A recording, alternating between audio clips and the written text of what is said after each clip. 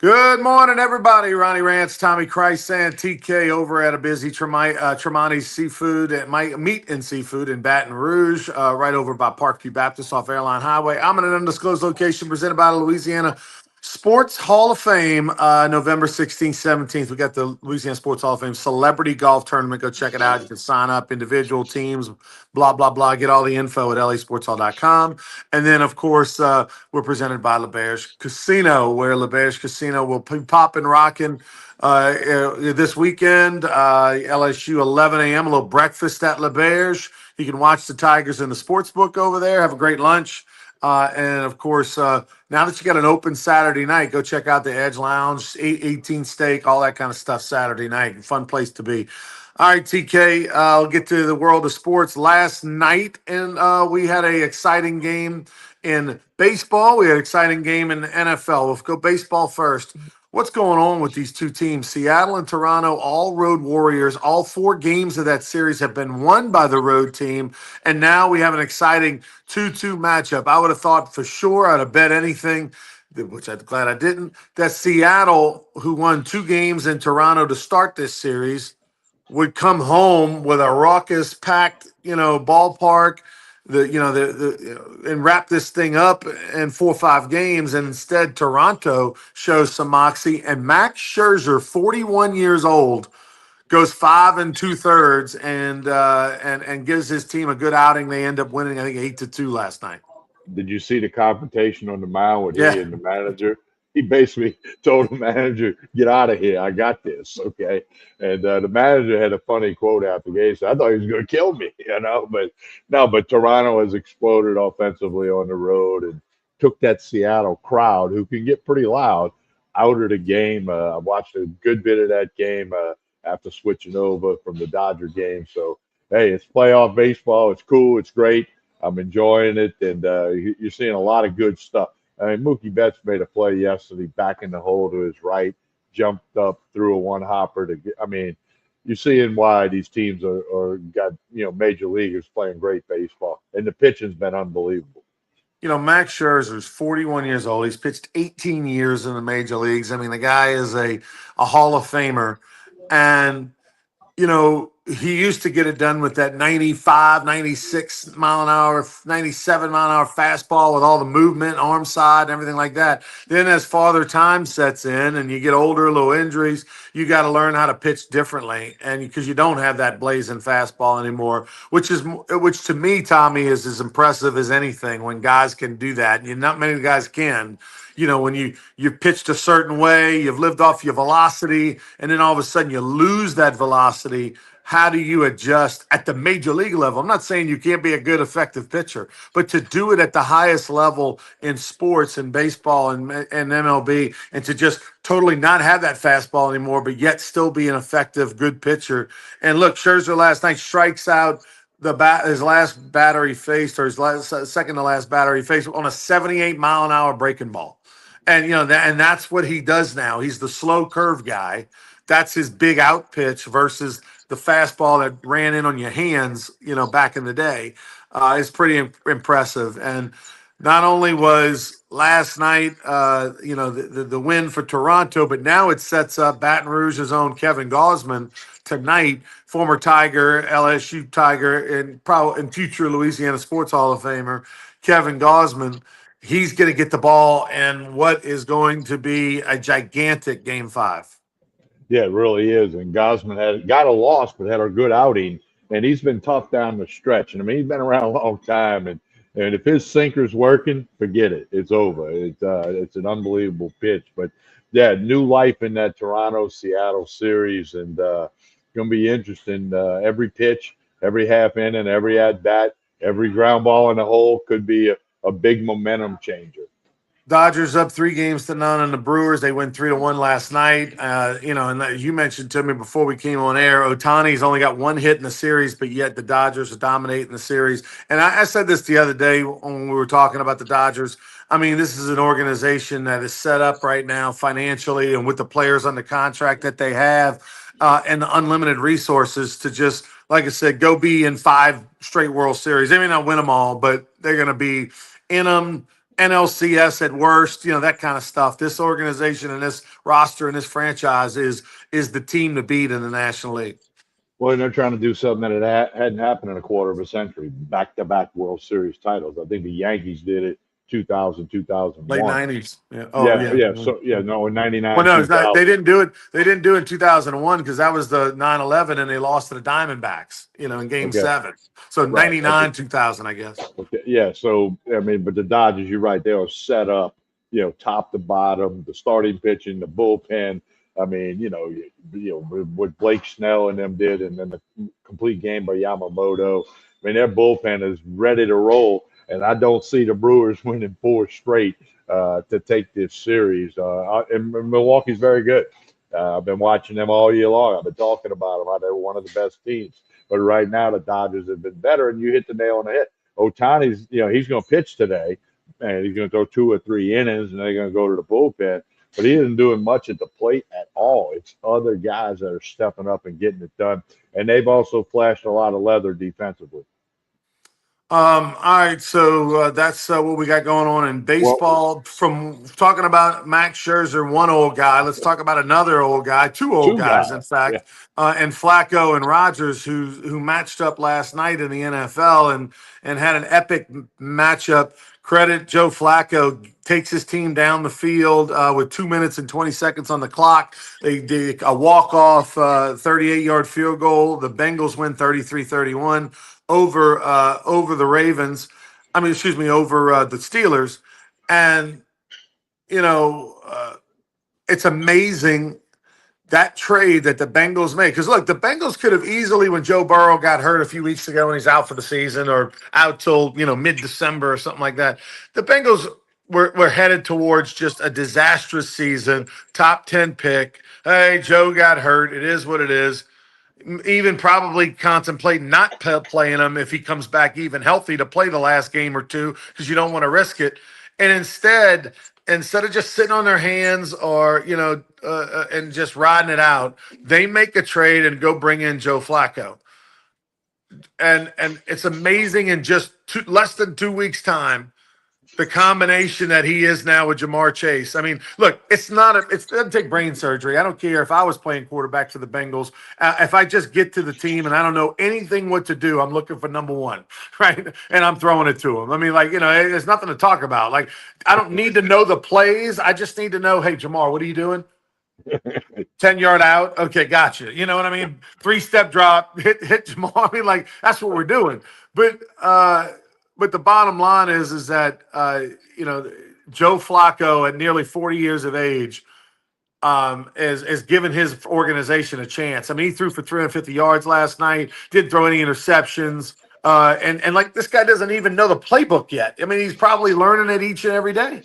Well, I thought it was funny a few seconds ago when you said he took his team down the field. It only became his team a few days ago. So that, but it just goes to show the experience, the knowledge.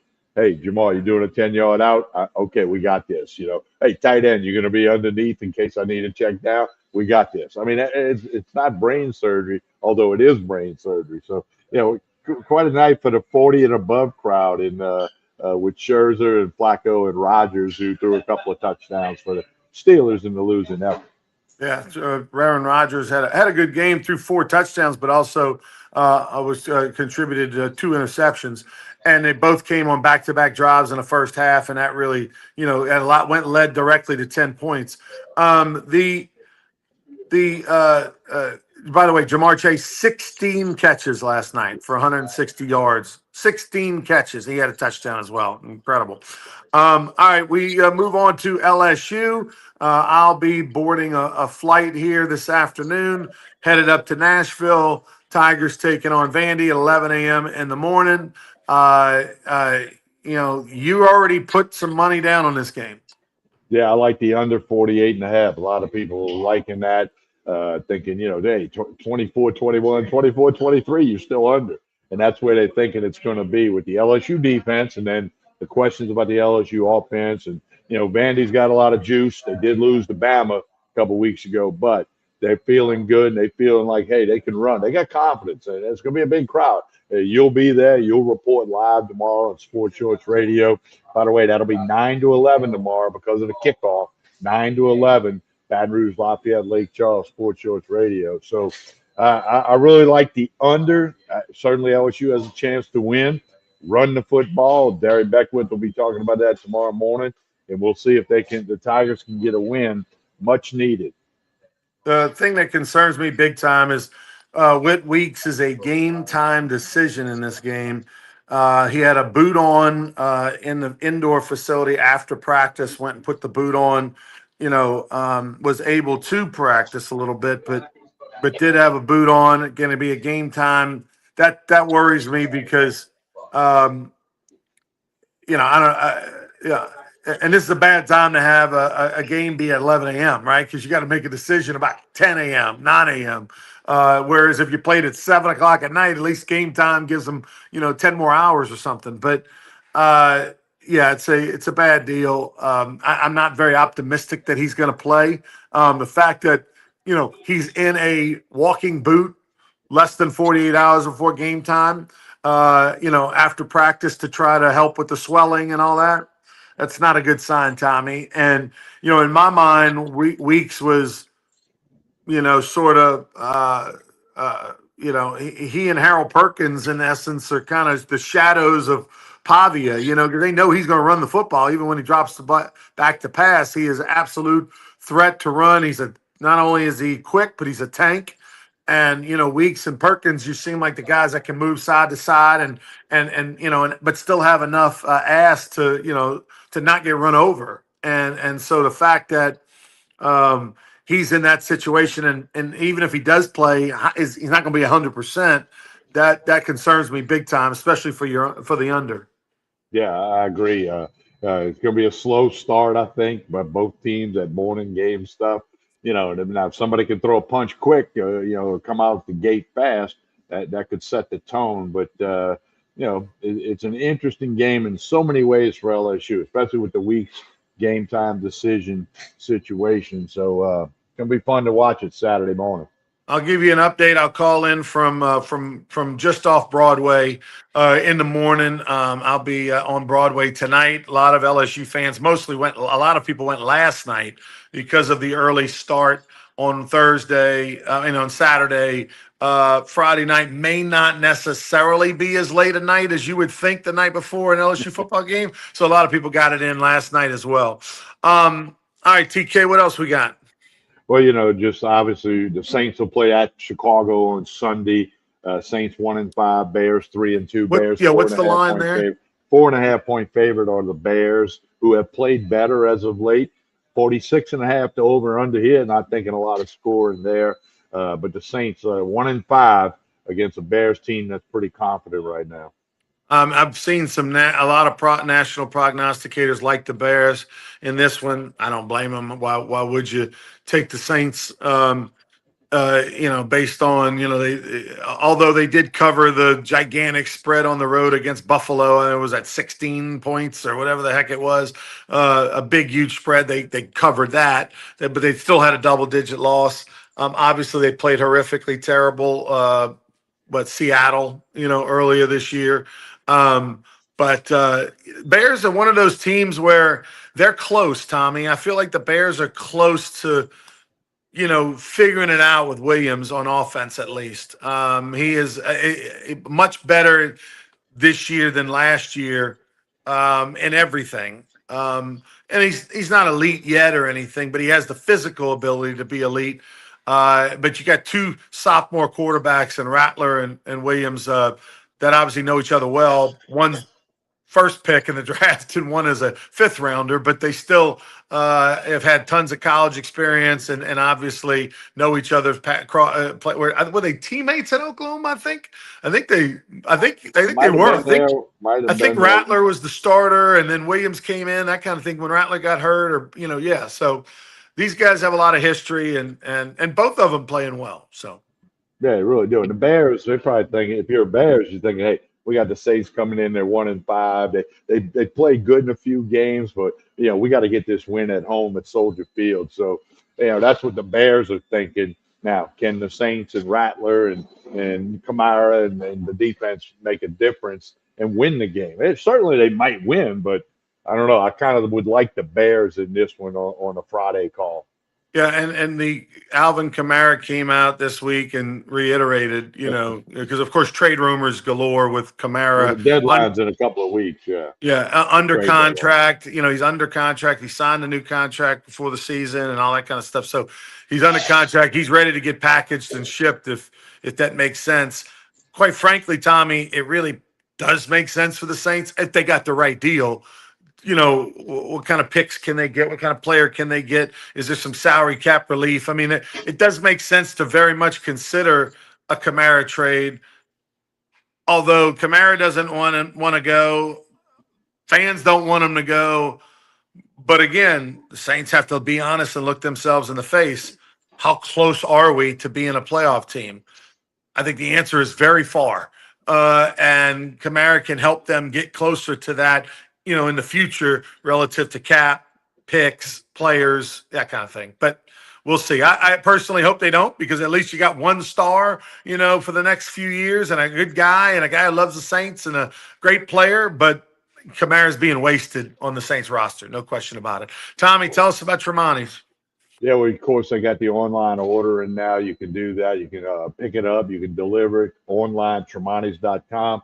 Place your order, get some lunch, get some tailgating items, or party at the house. You can get it all here at Tremonti's on Jefferson Highway in Baton Rouge. Don't forget, radio tomorrow is 9 to 11 because of the LSU kickoff. ESPN Radio, Baton Rouge, Lafayette, Lake Charles, 9 to 11. Derry Beckwith will be there. We'll be at the Most Blessed Sacrament Church Fair, which we've done for a couple of years now.